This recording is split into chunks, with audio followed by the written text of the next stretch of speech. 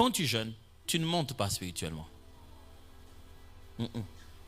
Quand tu jeûnes, tu baisses charnellement. Et c'est cette impression de distance qui te fait croire que tu es monté. Tu n'es pas monté. Quand tu jeûnes, tu ne deviens pas plus spirituellement mûr. Non. Tu deviens seulement spirituellement sensible. Tu as réduit le corps de ses demandes et de ses besoins charnels que tu peux mieux percevoir les choses spirituelles, mais ton esprit n'a pas grandi. C'est pour cette raison, quand tu finis les jeûnes, les choses contre lesquelles tu t'es battu deviennent comme si beaucoup plus puissantes qu'avant. Surtout quand tu étais en quête, en train de vouloir détruire une faiblesse en toi. On dirait que les jeûnes fait fâcher ça. Simplement parce que ce n'est pas avec les jeûnes qu'on grandit, c'est avec la parole qu'on grandit. Je ne veux pas savoir combien de temps tu as vidé ton estomac, je veux savoir qu'est-ce que tu as mis dans ton esprit comme parole de Dieu pendant que tu vidais ton estomac. On ne grandit pas parce qu'on a gêné, on grandit parce qu'on a introduit la croyance dans notre homme intrinsèque. On y croit maintenant, non pas avec notre tête. Tout notre être est d'accord avec cette vérité. Il y a plein de choses que j'explique ici que vous avez compris, mais tout en vous n'a pas encore cru.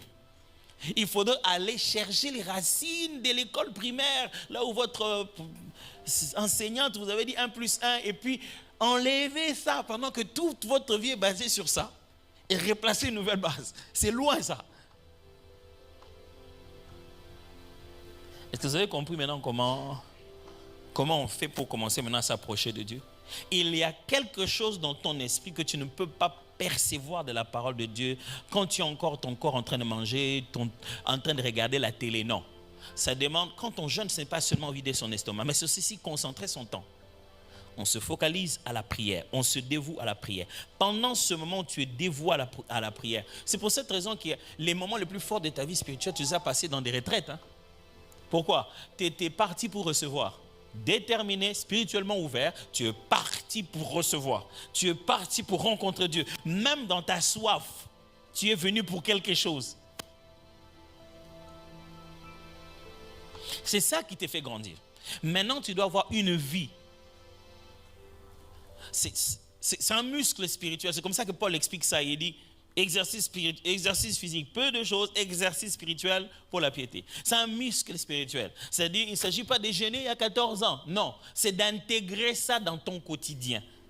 Et que tu es un moyen et tu sais de quoi t'es privé. Et on ne se prive pas seulement de nourriture à l'estomac. On peut se priver du lit, on peut se priver d'Internet. Aujourd'hui, prive-toi seulement de l'Internet. C'est les meilleurs jeûnes.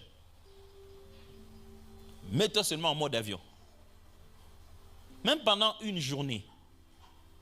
Tu vas voir comment ta tête va réclamer l'addiction. Tu vois comme l'instrument réclame la nourriture. Ta tête est devenue si addicte, elle va réclamer ça. Tu as toujours l'impression que tu manques un bon message, un message important. Quelqu'un voulait t'écrire, c'est comme si on t'a promis des millions. Ça devait venir que ce jour-là. Tu perds même le fait de croire que si Dieu veut te parler, il peut allumer ton téléphone. Mais tu crois que la NASA peut le faire. Ces gens-là, même de loin, ils peuvent trafiquer mon téléphone. Donc si Dieu veut te parler, lui ne peut pas faire ça. Lui, il ne peut pas faire ça. Lui, il n'a pas ce niveau-là. Ça, c'est une histoire de la NASA. Mettez seulement votre téléphone de côté. Vous allez commencer à distinguer la voix de Dieu. Disciplinez-vous avec juste, pas beaucoup, juste le téléphone. Quand vous arrivez, vous êtes arrivé. Seulement, voilà l'exercice à faire. Quand c'est l'heure de dormir, prenez votre téléphone, mettez-le loin de votre chevet. Mettez-le à une table là-bas. Vous allez voir que la qualité de votre sommeil va changer. Les spécialistes de sommeil qui sont ici vont vous le dire. Parce que à force de garder votre téléphone à côté, vous gardez votre tête en éveil en fait. Vous n'allez pas dans le profond sommeil parce que vous êtes en train de surveiller votre téléphone.